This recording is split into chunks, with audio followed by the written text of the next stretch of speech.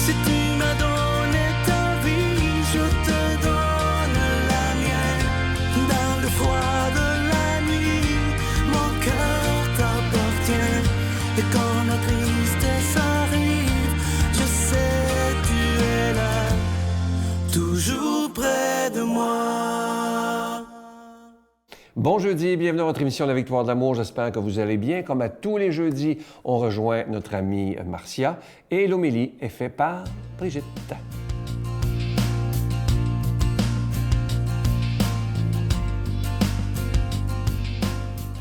Bonjour tout le monde, bon jeudi. Vous savez, il y a bien des gens qui disent « Ah, on nous a enlevé notre liberté, on nous a enlevé. » C'est vrai qu'il y a bien des choses qui nous ont été retirées, des droits que l'on avait et aussi des privilèges, je dirais. Et il y a quelque chose qu'on ne pourra jamais nous enlever. Il y a quelque chose qu'on ne pourra jamais nous enlever. Et c'est notre faculté d'imaginer. Quand on pense au vaccin, par exemple, qui va arriver dans quelques mois, bien, on imagine, hein? C'est ce qui fait que ça nous garde l'espoir vivant.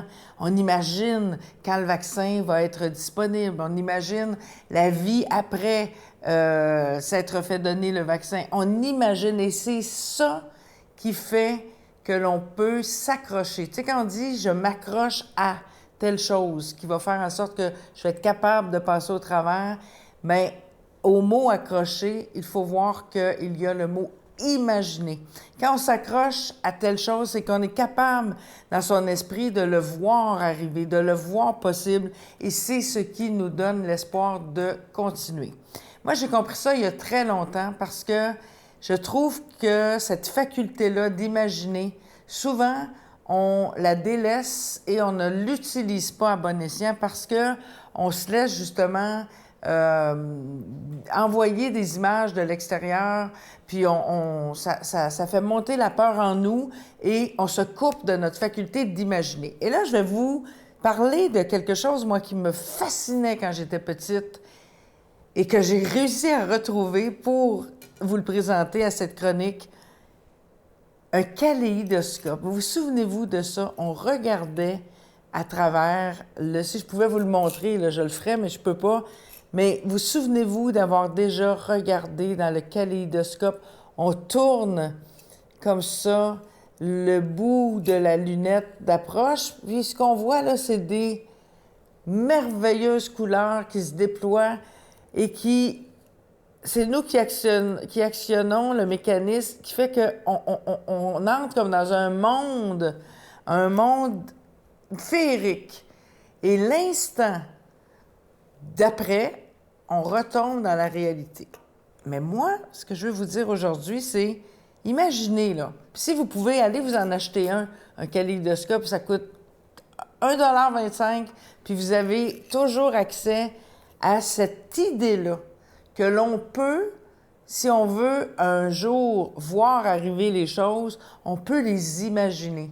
Puis même si ça n'arrive jamais, le temps que l'on prend pour imaginer puis se placer dans cet état-là, bien, c'est du temps où on peut être nourri de quelque chose qui est de l'ordre de quelque chose de positif puis qui nous fait du bien. Alors, je vous laisse avec cette phrase-là que j'aime beaucoup et qui m'aide, moi, à avancer dans la vie. On a souvent entendu la phrase « il faut le voir pour le croire ».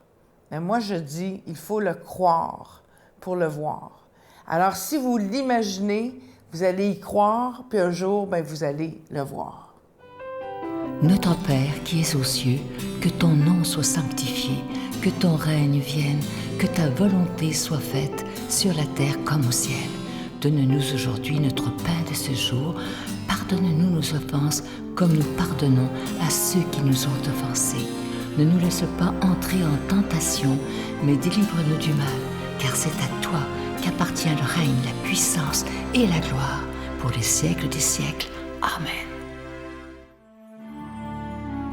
Mon Père, je m'abandonne à toi.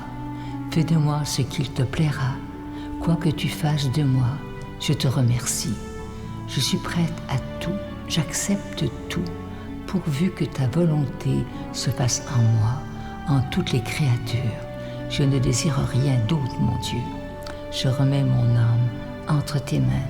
Je te la donne, mon Dieu, avec tout l'amour de mon cœur, parce que je t'aime, et que ce m'est un besoin d'amour de me donner, de me remettre entre tes mains, sans mesure, avec une infinie confiance, car tu es mon Père.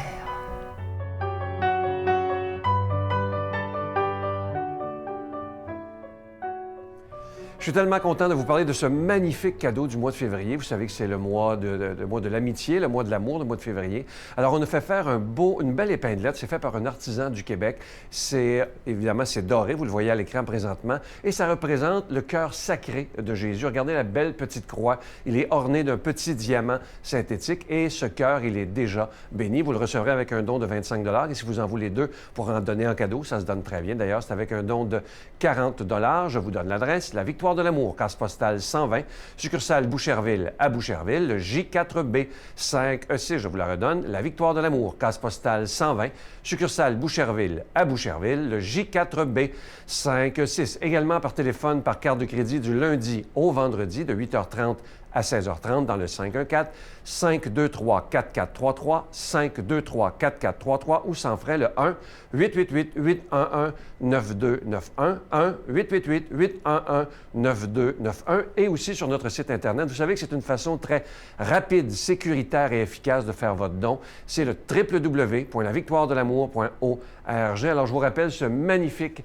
cadeau du mois de février, le mois de l'amour et de l'amitié. Il est fait au Québec, c'est par un artisan qui l'a dessiné pour nous et ça représente le cœur sacré de Jésus. Regardez la belle petite croix et le diamant synthétique. Alors, je vous rappelle que ce bijou, il est déjà béni. Je veux prendre le temps de vous remercier de tout cœur d'être des protecteurs de la foi dans ces moments plus difficiles qu'on vit présentement. Et merci. Et surtout, merci de votre prière. C'est tellement important. Bientôt, dans quelques semaines, ça fera déjà 26 ans que la Victoire de l'amour existe.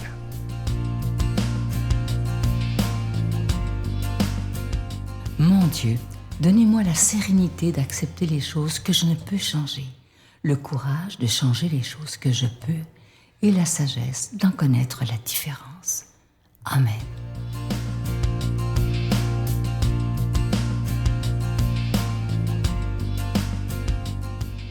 Bonjour à tous et à toutes. Bon matin. Préparons notre cœur. Demandons à l'Esprit Saint de venir, de nous assister pour vraiment entendre ce que le Seigneur veut nous dire ce matin. Évangile de Jésus-Christ selon saint Marc. Jésus appelle les 12 et pour la première fois, il les envoie 2 par 2.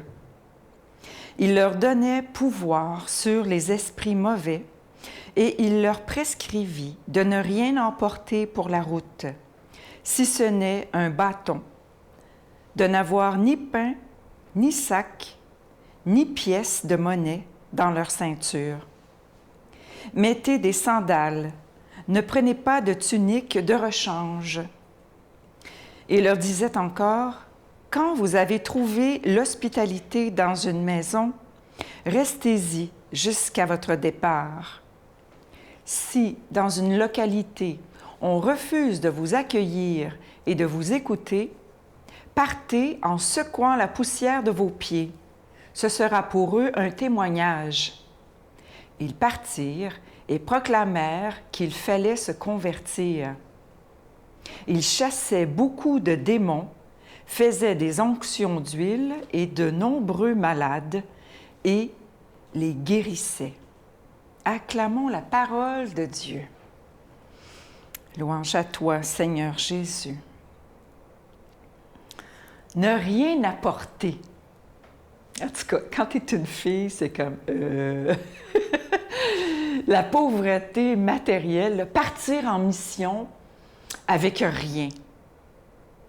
Ça me rappelle une fois où on m'avait invité dans un sanctuaire assez célèbre. Là. Il y avait plein de monde. On m'avait invité pour aller donner mon témoignage de conversion. Puis les années qui ont suivi après. Et j'étais partie avec mon mari et tous mes enfants parce qu'on a profité de ce temps-là, parce que c'était un témoignage qui était sur 3 jours. Et on en avait profité pour dire, bien, on va partir une semaine dans ce coin-là. Alors, on est parti, toute la famille, les bagages. Avec 6 enfants dans une auto, je te dis que t'en as du bagage, tu sais.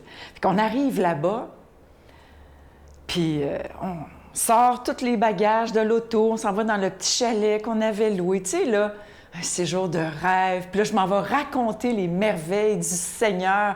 Je suis en mission pour lui, tu sais. On arrive là. On défait tous les bagages. Je mets les bagages de tous les enfants. Ça fait longtemps de ça, les sacs à couches, la poussette, ben ouais, tout le kit. Où est mon bagage? Voyons, je m'en vais dans l'auto. Où est mon bagage? Pas de bagage. J'avais oublié mon bagage sur le lit dans notre chambre. Quand je suis arrivée pour témoigner le soir, peux-tu vous dire que ça a été toute une épreuve pour moi. Je n'avais que ce que j'avais sur le dos, tu sais, une paire de jeans avec un T-shirt. Pour faire face à... Tu sais, je m'étais apporté des belles affaires, mais c'est ça. J'ai dû demander le soir, j'ai dû raconter à tout le monde que je n'avais pas mes bagages, et j'ai dû raconter à tout le monde que j'avais besoin, s'il y en avait qui avaient... du linge peut-être à me prêter pour une semaine.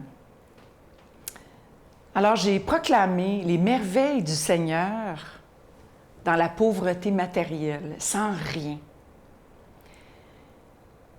J'avais aussi une pauvreté, ça m'avait dépouillée, si je puis dire, de mon ego, de tout ce qu'il y a de paraître, pour ne livrer que l'essentiel de mon message, qui était que le Seigneur avait transformé ma vie. Il était venu dans ma vie pour me sauver de la vie vraiment dissolue que je menais, tu sais, de la vie de malheur.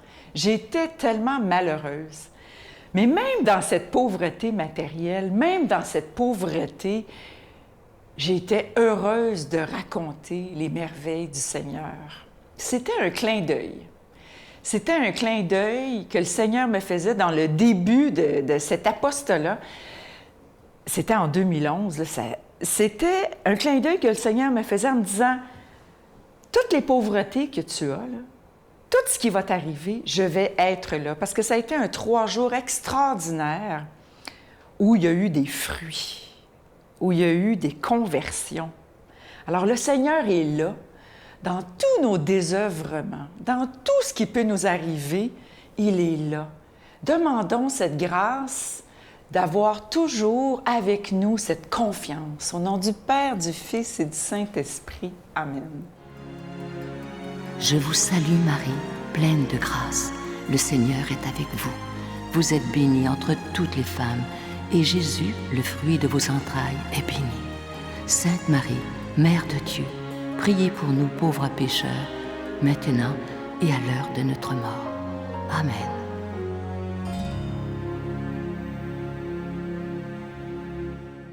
Avant de vous quitter, je vous laisse avec une très, très belle pensée. Ça dit ceci, écoutez bien. Quand tu traverses des moments difficiles et que tu te demandes « Mais où est Dieu? » Rappelle-toi qu'un bon enseignant reste toujours près de son élève. Et c'est dans les moments les plus difficiles de notre vie, et on s'en rend compte après, on s'aperçoit que finalement, Dieu était tellement proche de nous, il était tellement proche qu'on ne le voyait pas. Alors si vous vivez des moments difficiles présentement, dites-vous bien que Dieu est proche de vous plus que jamais. Je vais vous souhaiter une très, très belle journée, et moi, j'ai déjà hâte de vous retrouver demain matin. Bye! Le contraire de l'amour, ce n'est pas la haine. Hein? Le contraire de l'amour, c'est pas la... Tout le monde dit que... Bon, le contraire de l'amour, ce n'est pas la haine. C'est utiliser. Utiliser l'autre pour sa propre gratification. Et là, j'ai vu toutes mes relations passées. En un instant, j'ai compris exactement c'est quoi qui allait pas.